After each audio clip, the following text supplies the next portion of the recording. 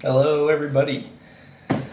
Welcome to another review video. We're going to be talking about another book that has less than 25 Goodreads ratings.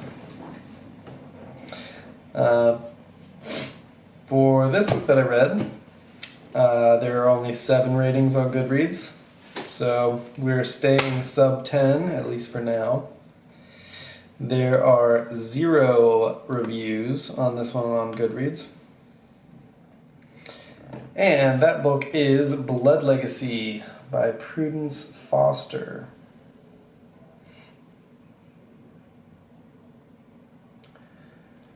And this one was published by Pocket in 1989. So I had heard nothing about this one. Just found it at a used bookstore, cheap. Thought that the cover looked fun. It's got that sort of, I don't know, something gives me like 80s Miami vibes, which I didn't realize it at the time, but it is actually set in a coastal Florida town. Not Miami, it's like a small town. I had never heard of this author, Prudence Foster. I looked her up. It looks like she has one other horror book that she's written under this name. I don't think it was published like in a paperback or anything. It might just be an ebook. Don't hold me to that, but it definitely does. It only has 1 rating on Goodreads, and I couldn't find anything else. So then I did a little more digging, and it looks like Prudence Foster is a pen name for someone named Prudy Taylor Board. Looks like a lady that lives in Florida, writes some books on Florida and some books, like mystery books. Every time I think like, oh, I'll read that one, I just don't. Because I always figured, oh, it's probably just another vampire novel. But for whatever reason, it was calling to me and I gave it a read. And I was pleasantly surprised. I thought this was a very well done book.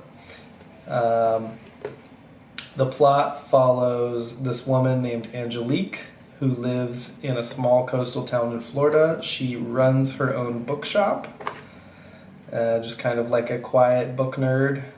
She meets this man who's a police captain by the name of Gil Spencer, I believe. And Gil is a good guy, and they start falling in love and all this stuff. But while all that's going down in this town, there's this bizarre rich man who has moved from, I think, Czechoslovakia or something. I don't remember. By the name of Count Ferenc Nadasdy.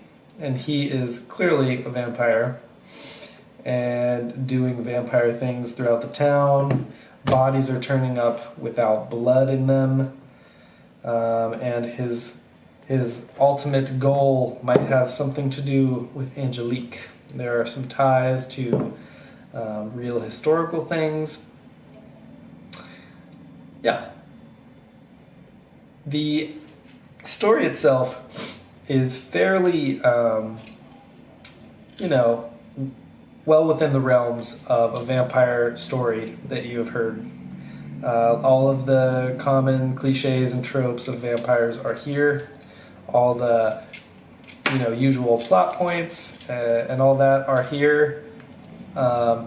It's not a super original take on a vampire novel, but I think it does what it does very well. I think Prudence is a solid writer. I think she's a good storyteller. I found the book to be quickly paced and engaging, easy to follow. It's only 250 pages, so I thought it was a very fun, quick, easy read. And while it doesn't break any new ground, I think it does the vampire story very well. And so I think it's a shame that nobody has heard of or talks about this book, because I think it is, if you're into vampire books, you should check it out. It's a above average, perfectly competent vampire novel. And I think I will give it I really waffle between 3.5 and 4. 3.5 just because it's really not that original, but I'm giving it 4. I'm feeling generous. I enjoyed it. And that's all I've got to say about that, guys and gals. So until next time, my friends.